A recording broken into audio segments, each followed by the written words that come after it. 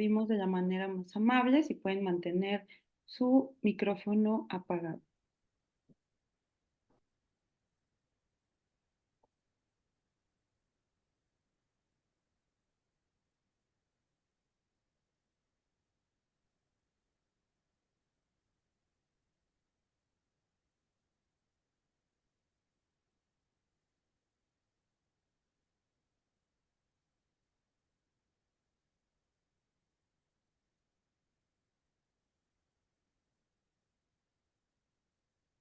Muy bien, siendo las 7:01, vamos a dar inicio a nuestra sesión académica. Les recuerdo mi nombre, yo soy la técnica Jessica Campos Vázquez y el día de hoy voy a moderar esta sesión académica, la cual tenemos a un invitado muy especial. Les voy a hablar un poquito acerca de su currículum. Él es médico cirujano por la Universidad Nacional Autónoma de México, de la Facultad de Estudios Superiores de Iztacala. Posteriormente fue médico residente en el Hospital de Oncología Centro Médico Nacional Siglo XXI, donde posteriormente obtuvo la cédula de especialidad avalada por la Facultad de Medicina de la Universidad Nacional Autónoma de México con mención honorífica. Él cuenta con algunas publicaciones y también siempre participa en actividades de investigación, docencia y práctica clínica.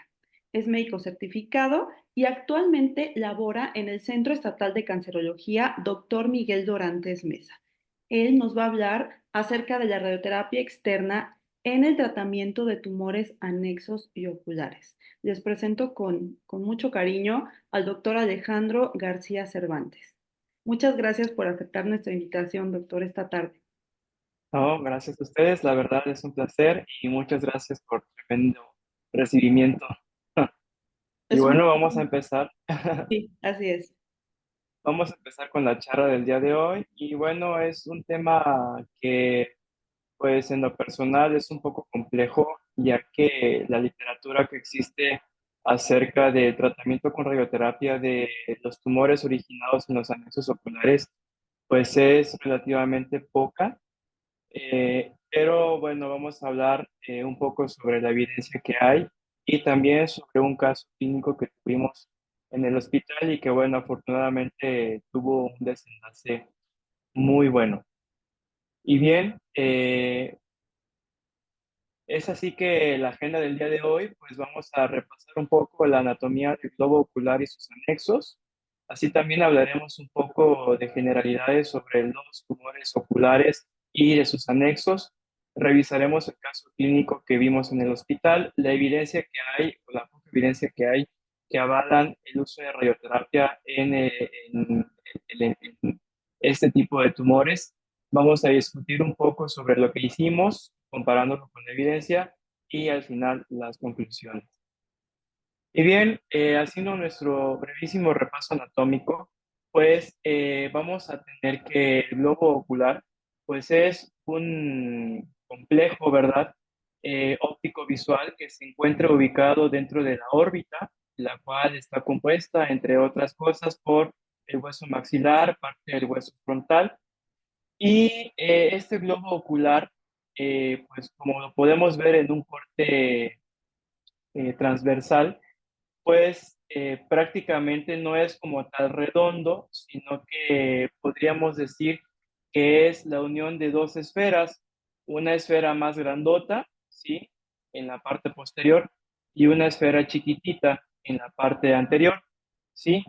Estas dos esferas están unidas entre sí y así tenemos, por ejemplo, en la esfera chiquita, tenemos en la parte más anterior de esa esfera chiquita la córnea, ¿sí?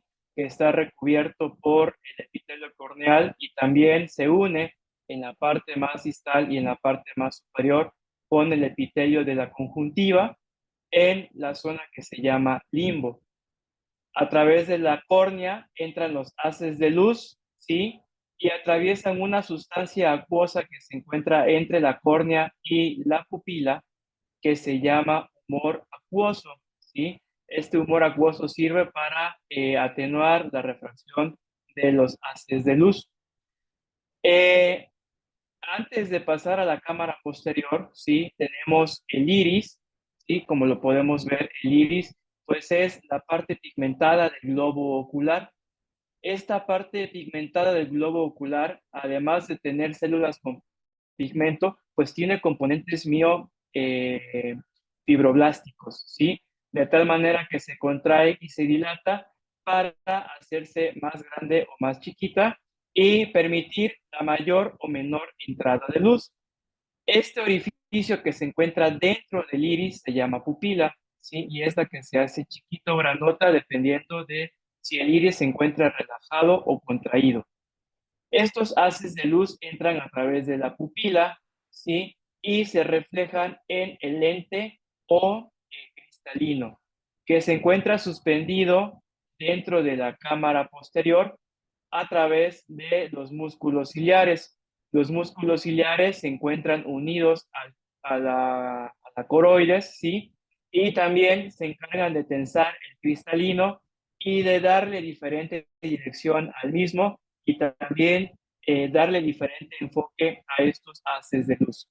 Estos haces de luz, por último, atraviesan el cristalino, ¿sí? Y se direccionan hacia la cámara posterior, este círculo grandote, que está lleno de otra sustancia un poco más acuosa que la que tenemos en la cámara anterior, y por eso a este humor acuoso, como es más espeso, más denso, con más proteínas, se le llamó humor vítreo, ¿sí?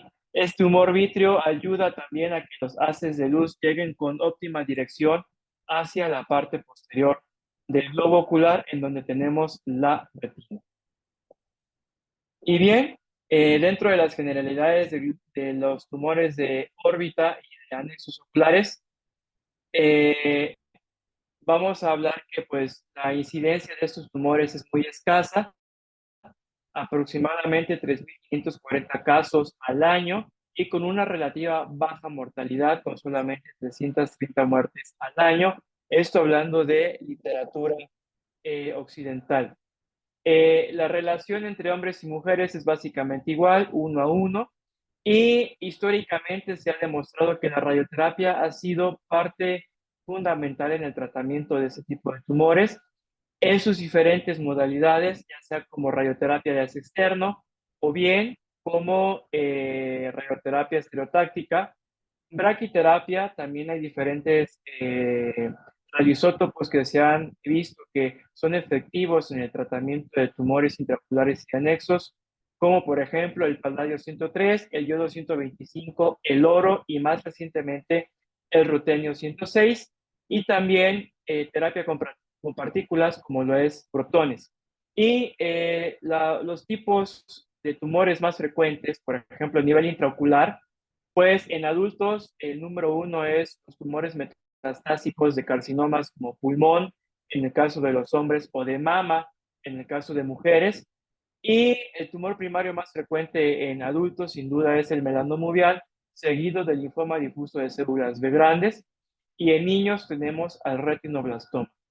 Dentro de los anexos oculares, ¿a qué nos referimos anexos oculares? Pues todo aquello que está externo al globo ocular, como lo son las pestañas, el párpado, la conjuntiva, ¿sí? La glándula lagrimal, todos esos son anexos oculares. Y bien, los tumores más frecuentes que se desarrollan en estos anexos oculares, pues el linfoma MAC y el carcinoma escamoso. El carcinoma sebáceo también se desarrolla con determinada frecuencia, y la característica de este tipo de cáncer, el carcinoma sebáceo, pues es que es uno de los más agresivos, con gran tendencia a realizar metástasis ganglionares y también a distancia. Y también la piel, ¿no? La piel dentro periocular, con sus dos grandes elementos, como es el carcinoma vasocelular y el carcinoma escamoso de piel. Y ya hablando de tumores orbitarios, retrooculares, pues tenemos los linfomas, gliomas originados del recubrimiento del nervio óptico, meningiomas o rhabdomiosarcoma, en el caso de niños. Y así pues, hablando ya propiamente de los tumores de conjuntiva, pues vemos que la neoplasia maligna más frecuente es el carcinoma de células escamosas, motivo principal de esta charla. Y bien, el carcinoma de conjuntiva, el carcinoma de células escamosas de conjuntiva, pues es todavía más raro, ¿no? Si los tumores de anexos oculares son raros, ahora el carcinoma escamoso de conjuntiva es todavía más raro, aunque dentro de los tumores de anexos oculares es el más frecuente. La prevalencia es de 0,2 a 35 casos por millón de habitantes al año, siendo la variedad escamosa la más común en el 30%, es mucho más frecuente en hombres y una mediana de edad al diagnóstico entre 70 a 80 años. Es de un comportamiento un poco más agresivo en el hemisferio oriental, como Asia y África, y en el hemisferio occidental, de este lado del globo terráqueo, como lo es Américas, ¿sí? Pues tiene un mejor pronóstico. Los factores de riesgo para el desarrollo de este tipo de cáncer son muy similares a los que se observan al cáncer de piel: la La parte de exposición a arriba. rayos UV, la ¿Me puedes ubicación repetir a otra una vez? latitud de 30 grados cercanas al Ecuador, raza caucásica y también el padecer inmunosupresión, sobre todo VIH. Este tipo de cáncer se desarrolla hasta en un 70 u 80% en pacientes seropositivos al virus de la inmunodeficiencia humana. Y bien, este tipo de tumor se manifiesta clínicamente por la aparición de una masa. Esta masa, hasta en el 95% de casos, está ubicada en el limbo. Recuerden que el limbo es la línea muy delgada que une el epitelio de la córnea con el epitelio de la conjuntiva, ¿sí? Entonces, hasta en el 95% de casos es en donde se origina este tipo de cáncer. Entonces, la presentación más común es la aparición de una masa. Esta masa es de características gelatinosas, vascularizada, ¿sí? De un tono rosáceo, rojo o bien grisáceo, ¿sí? Eh, una vez que observamos la presencia de una masa de estas características, pues el segundo paso a seguir es la toma de biopsia, la cual puede ser excisional siempre y cuando el diámetro de la lesión sea de menos de 15 milímetros, o bien incisional siempre y cuando la lesión sea de un diámetro mayor a 15 milímetros. Y una vez que se tenga el diagnóstico por patología, pues proseguir a la realización de estudios de extensión, siendo la resonancia magnética de órbita el estudio de elección para evaluar la invasión extraocular, ¿sí? El tratamiento de este tipo de tumores es muy vago. Hay varias modalidades y no existen guías clínicas al respecto sobre cuál sería la mejor modalidad de tratamiento a tomar en cuenta. Dentro de estas modalidades de tratamiento, pues tenemos la quimioterapia tópica, tenemos diferentes agentes quimioterapéuticos que son efectivos, como el 5-fluoracilo tópico, la mitomicina C, y también inmunoterapia con el interferón alfa 2 beta.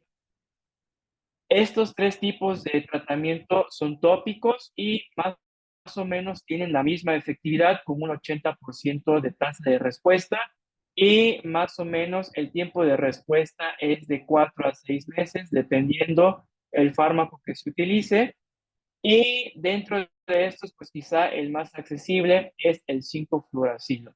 Tanto el interferón alfa 2 beta como la mitomicina C son caras y difíciles de conseguir en el medio público. La cirugía, pues es el tratamiento que se ha utilizado prácticamente desde, pues que la oftalmología tiene razón de ser. Eh, este tipo de cirugía, pues no es como tal una cirugía oncológica, solamente es una resección amplia en donde la principal relevancia de este tipo de intervención quirúrgica es que los márgenes sean de 3 a 4 milímetros si la lesión es cercana al limbo, o de más de 5 milímetros si la lesión está retirada del limbo. Es muy importante que después de la cirugía se utilice algún tipo de tratamiento inmediato posterior al mismo. El más estudiado es el uso de crioterapia, es decir, la aplicación de frío dentro del área quirúrgica, y se ha visto que disminuye la tasa de recidiva de este tipo de tumores. O bien quimioterapia tópica, los fármacos que hablamos en la diapositiva anterior, y en casos donde haya un carcinoma avanzado, donde exista invasión a los tejidos perioculares y donde el tumor salga del globo ocular y invada la órbita, pues prácticamente esto ya es indicación de enucleación. Enucleación se refiere al retiro quirúrgico o al vaciamiento de la cavidad orbital. Y bien, ¿qué se sabe de la radioterapia en el en el tratamiento, perdón, de estos tumores? Pues la evidencia, como ya dijimos, es muy poca. Generalmente se utiliza cuando se quiere evitar la enucleación en pacientes que tienen carcinoma escamoso con invasión extraorbitaria, o bien en pacientes que tengan enfermedad persistente localizada al globo ocular, pero que es refractaria a modalidades de tratamiento como cirugía o bien quimioterapia tópica o crioterapia. Las técnicas de tratamiento que se han utilizado históricamente en este tipo de tumor es la radioterapia de haz externo y ya sea con fotones, rayos X o rayos gamma, también terapia con electrones, bien incluso hasta protonterapia. En el caso de que se decida radioterapia como única modalidad de tratamiento, pues la dosis varía entre 50 a 60 grays en 20 a 30 fracciones, es decir, de 2 a 2.5 grays por fracción, y se debe de considerar una dosis mucho mayor si existe invasión a la conjuntiva palpebral o al fornix. Otro tipo de modalidad es la braquiterapia, ya lo hablamos al principio con las generalidades. Han habido diferentes radioisótopos que se han utilizado, desde oro hasta paladio 103, rutenio, yodo 125, pero quizá la que mayor tenga ahorita impacto es el estroncio 90, y se han utilizado desde 20 hasta 180 grays a la superficie tumoral, y esto dependiendo de la invasión del tumor y también del diámetro. Si existe invasión a la esclera es la parte blanca del ojo, se prefieren otros radioisótopos como el yodo 125, o bien también, como lo había comentado, se puede utilizar el rutenio con una dosis de 130 grays a 2 milímetros de profundidad, y el tratamiento con braquiterapia desafortunadamente no ha sido tan efectivo como el tratamiento con radioterapia de externo, porque se han visto tasas de recaída local del 2 o hasta el 47%, es decir, prácticamente la mitad de pacientes tratados con braquiterapia han mostrado recaída de la enfermedad. Esto es un ejemplo de los implantes que se utilizan. Se ponen en contacto directo con el tumor, ¿sí? El paciente debe de recibir anestesia tópica previo a la colocación de este tipo de implantes, y en este caso se están utilizando implantes de yodo 125 y se están prescribiendo 45 grays a 3 milímetros de la superficie. Prácticamente vean que la placa está en íntimo contacto y fijada de manera quirúrgica, es decir, tiene suturas que lo unen en estrecho contacto con el epitelio de la conjuntiva. Y bien, ¿qué fue lo que llegó al hospital? Pues llegó este paciente, llegó Víctor, un paciente de 39 años, originario del municipio de Citlaltépetl, bajos recursos, bajo estatus socioeconómico, comerciante, escolaridad preparatoria, madre finada por cáncer mamario como antecedentes oncológicos. Él inició su padecimiento actual el año pasado con un incremento, un abultamiento a nivel del globo ocular derecho, ¿sí? A nivel del canto interno. Fue con múltiples médicos, en donde lo primero que se piensa, pues, es evidentemente algún proceso infeccioso. Se dio tratamiento tópico con antimicrobianos tópicos, sin mejoría, con progresión de la lesión. Esta es la imagen que se toma a su llegada al consultorio de un servidor. En este momento, cuando yo tomo la foto, el paciente ya no presentaba el tumor macroscópico, porque el paciente fue intervenido en medio privado. Entonces, lo que estamos observando ahí es el hecho quirúrgico del tumor ya intervenido. Bueno, pues siguiendo con el caso clínico, les comentaba que pues él fue atendido en medio privado, en donde finalmente toman biopsia, al ver que no se solucionaba su caso con tratamiento antimicrobiano tópico, y en la revisión de patología, pues se observa que estamos ante un carcinoma de células escamosas de aproximadamente 1 centímetro de diámetro, con infiltración al estroma y vascular. Dos revisiones de laminillas posteriores confirmaron que efectivamente estamos ante un carcinoma escamoso de conjuntiva, pero no se refiere ni en el reporte original ni en las dos revisiones de laminillas previos, que bueno, ya en las revisiones de las laminillas es muy difícil determinar el estado de los márgenes quirúrgicos. Entonces, no se nos refirió nunca el estado de los márgenes quirúrgicos, lo cual es sumamente relevante porque en la literatura se ha visto que cuando hay margen positivo o cercano, definido esto como una lesión a menos de 3 centímetros, de 3 milímetros, perdón, del borde entintado, la tasa de recaída local es mayor al 50% a 2 años. Entonces, pues no tenemos el estado de los márgenes. Mi valoración en el consultorio fue cuando ya veo pues este estado, ¿no? Donde observamos que todavía pues hay inyección conjuntival, hay presencia de vasos nutricios a nivel del canto interno y pues lo que parece ser la cicatriz quirúrgica sin observarse alguna masa visible.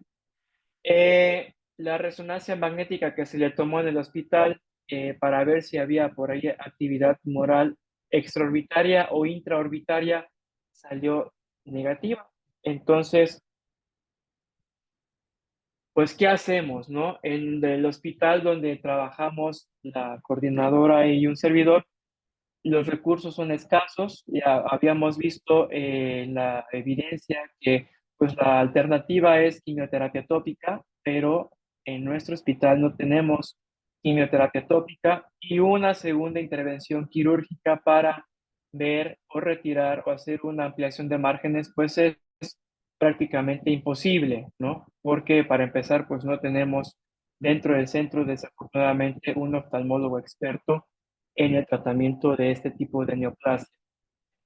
Entonces, la alternativa pues era radioterapia, ¿no? Entonces, ¿existe alguna evidencia del uso de radioterapia externa? Sí, hay evidencia, pero muy escasa. Son series de casos retrospectivas, como esta serie, una serie de casos retrospectivos de 24 casos, imagínense, estas de Túnez, ¿sí? Túnez, donde se revisaron a 24 pacientes en este centro hospitalario, el Centro de Radio-Oncología de Salah, Túnez, en donde 24 pacientes fueron operados de un carcinoma conjuntival de resección amplia y todos tuvieron margen positivo o cercano, definido este como a menos de 3 milímetros del borde entintado, desde enero del 90 a diciembre de 2015. Imagínense lo raro que es este tipo de tumor para que en aproximadamente 15 años solamente se hayan logrado reclutar 24 pacientes en los reportes. De estos 24 pacientes, 23 tenían confirmado histológicamente el carcinoma escamoso y uno tenía otro tipo de tumor maligno llamado fibrohistiocytoma. Estos pacientes fueron sometidos a tratamiento adyuvante con radioterapia. La gran mayoría, 18 pacientes, recibió tratamiento con radioterapia externa con kilovoltaje. Recuerden que las máquinas de kilovoltaje o de terapia ortogonal, ¿sí? Prácticamente no son aceleradores lineales, son tubos de rayos X que solamente otorgan rayos X con otro ortovoltaje y la característica es que el tubo de rayos X debe estar prácticamente en contacto con la lesión. Entonces, 18 pacientes fueron tratados con esta modalidad, un kilovoltaje variante desde 80 a 120 kilovolts. 4 pacientes recibieron radioterapia externa con kilovoltaje más braquiterapia adyuvante en placas, como, perdón, no adyuvante, sino como boost, y 2 pacientes recibieron únicamente monoterapia con braquiterapia con estroncio 90. Los resultados fueron muy buenos. Se observó una tasa de respuesta del 90% a 5 años y una tasa de supervivencia global a 5 años aproximadamente del 86.4%.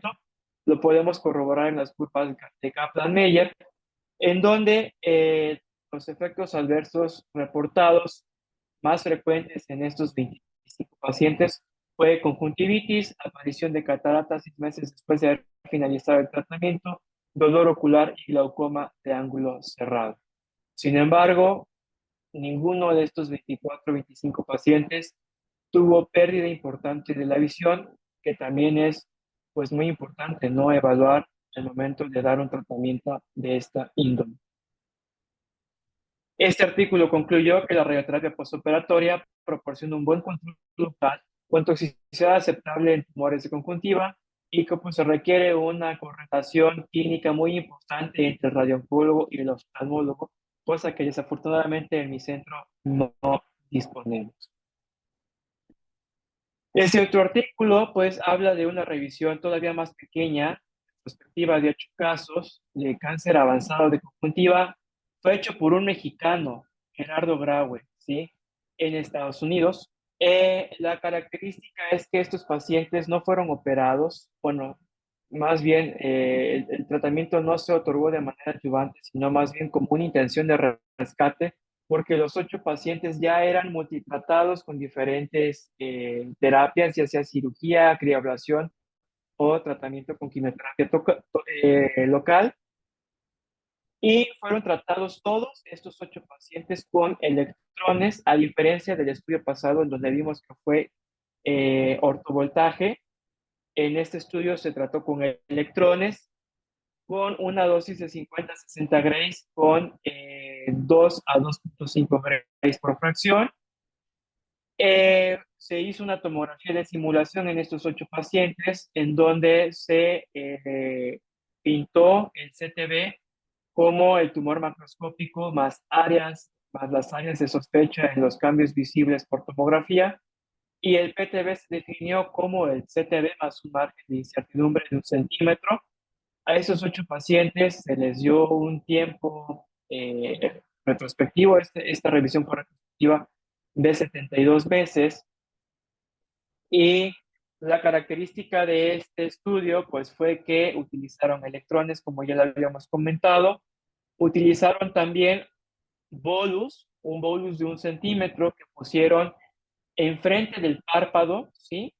El paciente estaba con los ojos cerrados y posterior al párpado estaba el bolus y posteriormente la máscara termoplástica, ¿sí? Fue tratado con un haz de electrones directo, y pues vemos aquí la planeación de este artículo en donde pues observamos que prácticamente toda la cámara anterior o el segmento anterior del ojo pues recibió la máxima dosis. Este artículo no protegió, o bueno, los pacientes incluidos en este artículo no recibieron protección alguna para el cristalino. Prácticamente toda la cámara anterior recibió la totalidad de la dosis, y reportaron una buena tolerancia al tratamiento. Prácticamente los efectos adversos reportados fueron ojo rojo, ojo seco, keratitis, inflamación de las glándulas sebáceas, de las pestañas, ¿sí?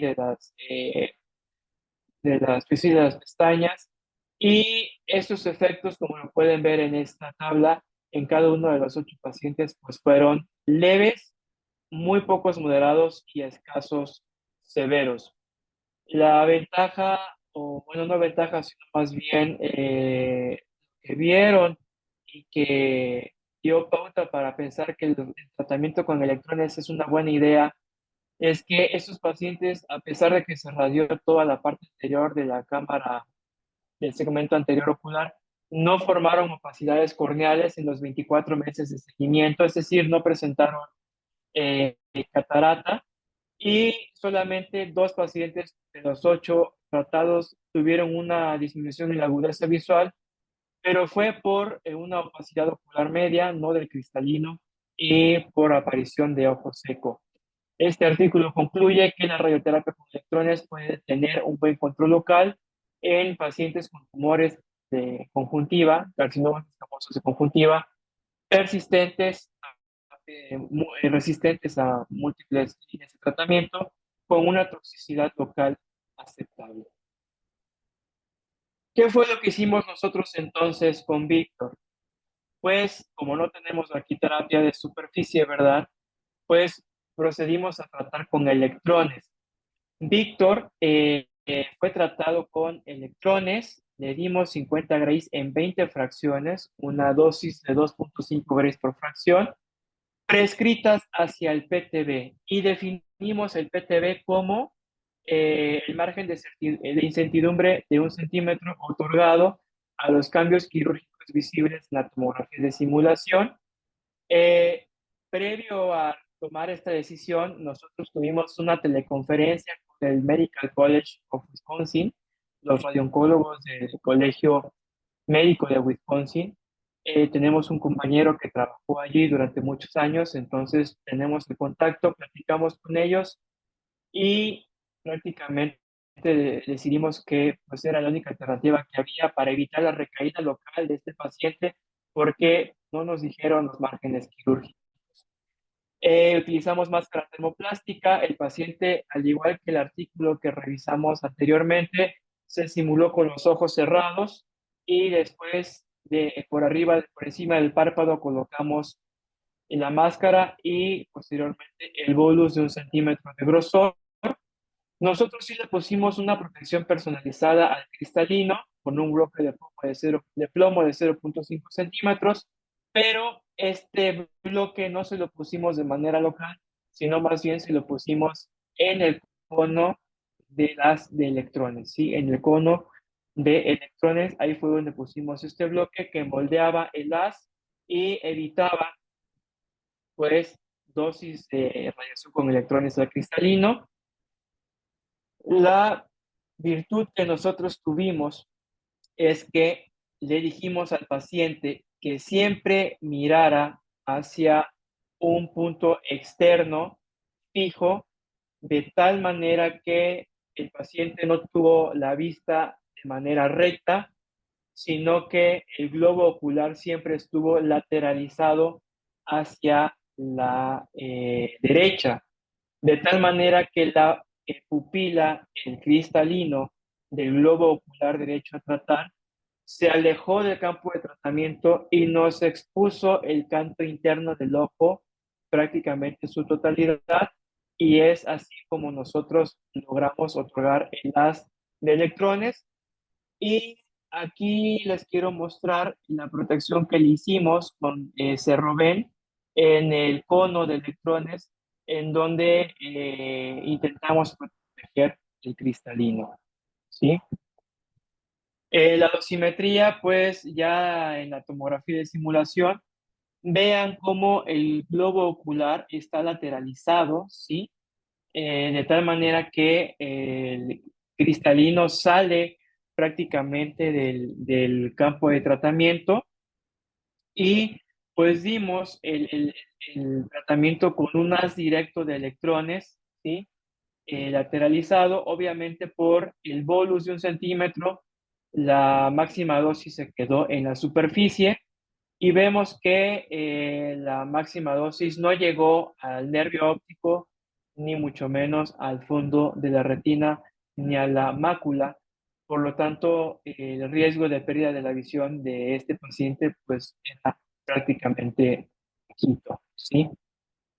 Aquí vemos la distribución de las curvas de isodosis, en donde la máxima dosis, el punto caliente, que es esto de color vino, pues está muy por afuera, bueno, no muy por afuera, pero sí muy alejado del aparato óptico, lo cual pues nos aseguraba que el tratamiento era seguro. Los resultados, pues al término de la radiación, inmediatamente después, el paciente presentó pues, cambios por radiodermitis en la piel circundante, y también presentó queratitis y conjuntivitis secundaria al tratamiento con radioterapia, para lo cual se le dio esteroide tópico en gotas y también se le dio antimicrobiano tópico en gotas y lágrimas artificiales, la famosa hipromelosa, cada 8 horas, cada 6 horas, para mantener hidratado el globo ocular. 2 semanas posterior a haber finalizado el tratamiento con electrones, vean cómo existe una franca mejoría.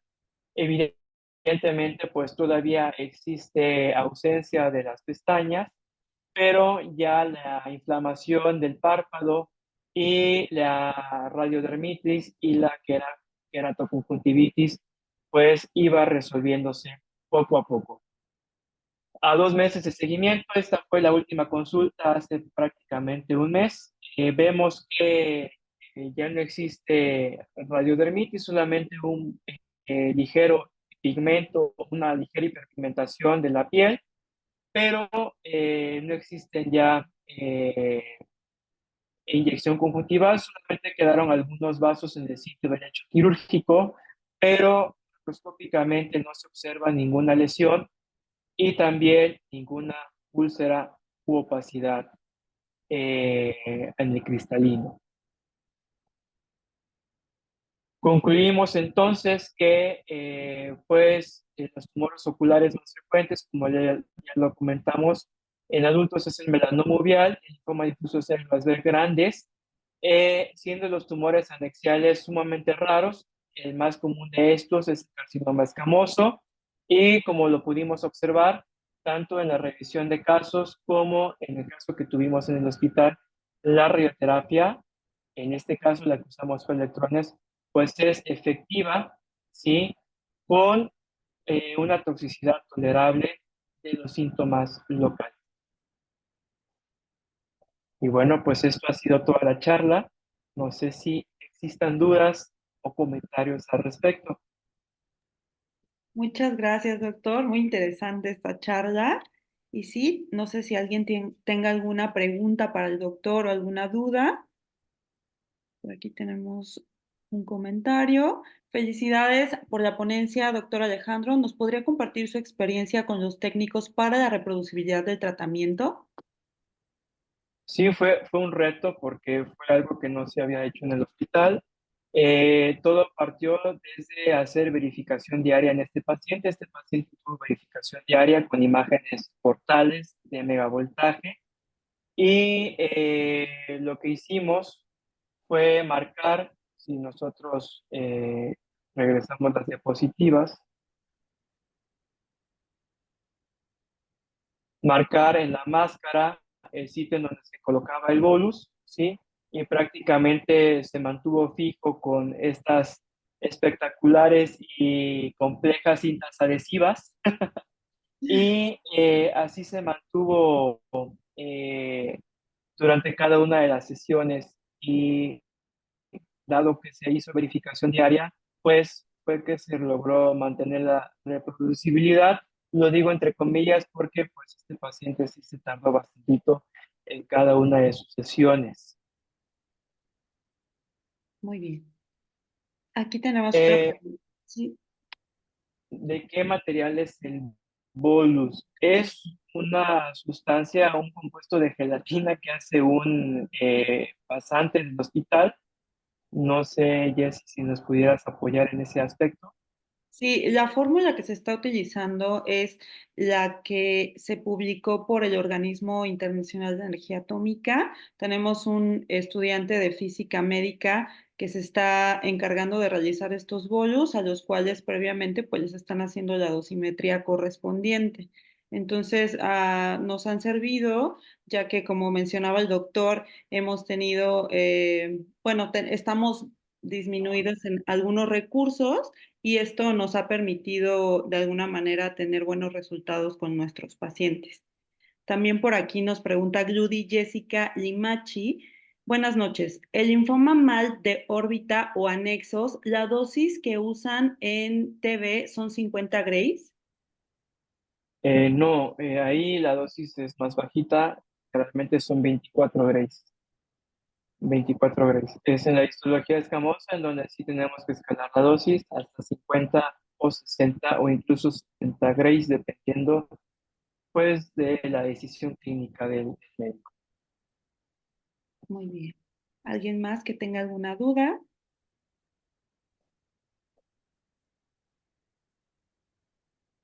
Habían levantado la mano por ahí, Jessy. Rodo por ahí, había visto que había levantado la mano, pero de ahí creo que se arrepintió porque ya no la tengo por aquí. ¿Tienes algo? Doctor, Sí. ¿Sí? sabemos a veces que no solamente es el hecho de que no contemos con oftalmólogos en el área de radioterapia, que es poco común, pero generalmente a través de los años han tenido los médicos oftalmólogos mucha resistencia a los tratamientos con radioterapia. En algún momento, por ejemplo, con los terigiones, que se ocupaba la betaterapia, Ujú. aún así era muy complejo llegar a estos acuerdos. En este caso,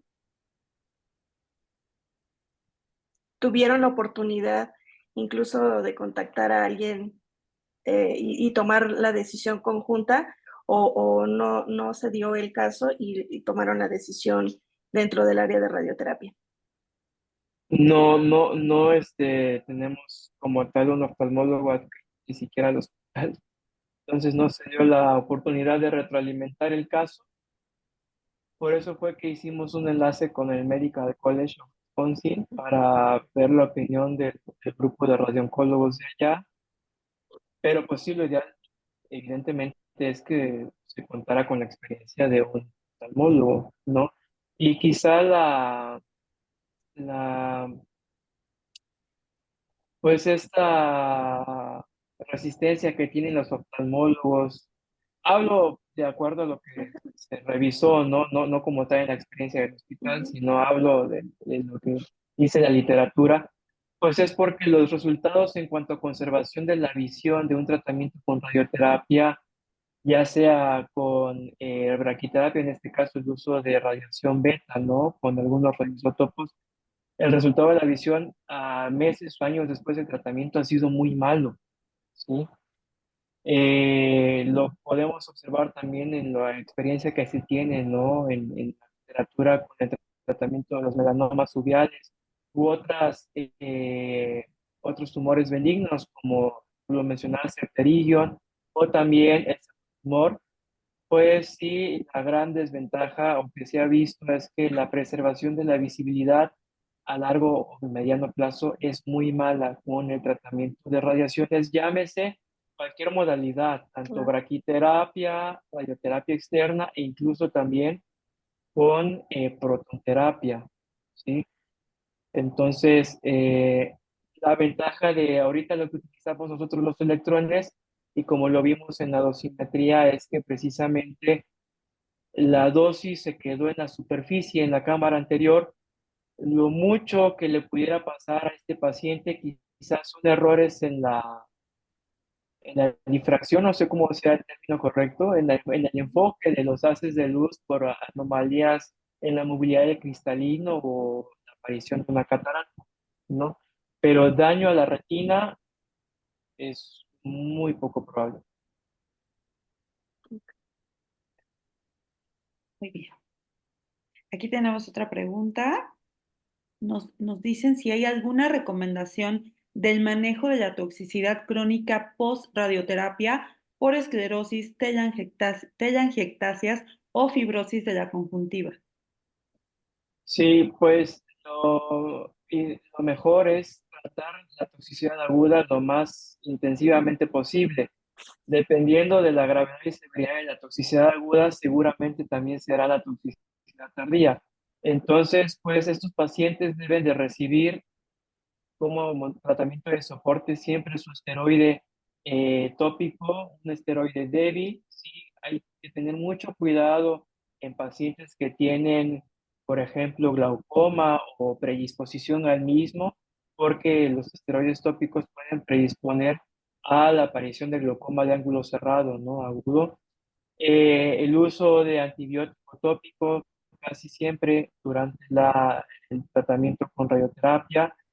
y también el uso de lágrimas artificiales es fundamental, ¿sale?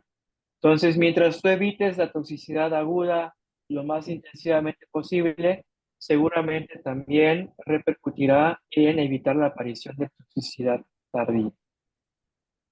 Y obviamente la dosimetría, ¿no? Ver que tu distribución de dosis sea adecuada, ¿no? Que no tengas muchos puntos calientes en la superficie, que bueno, por la terapia con electrones que usamos, pues es muy difícil, ¿no? Evidentemente no es prácticamente imposible evitar en su totalidad cierto grado de toxicidad tardía, ¿no? Seguramente este paciente desarrollará cierto grado de fibrosis, desarrollará cierto grado de telangiectasias, pero bueno, en este caso lo prioritario es la preservación de la movilidad ocular y de la función visual. Muy bien. No sé si respondí la pregunta. Sí, César, nos puedes dejar aquí tu comentario. Por aquí Judy nos dijo felicidades por la charla y muchas gracias por la respuesta. Y muchas gracias, doctor. Gracias, César. Muy bien. Pues si no tenemos alguna otra pregunta, voy a agradecerle a nombre de la mesa directiva al doctor por haber estado esta tarde, noche con todos nosotros y habernos ilustrado con este caso que es bastante interesante. Muchas gracias, doctor, por su tiempo y por apoyar esta parte académica. Un placer. Y bueno, posteriormente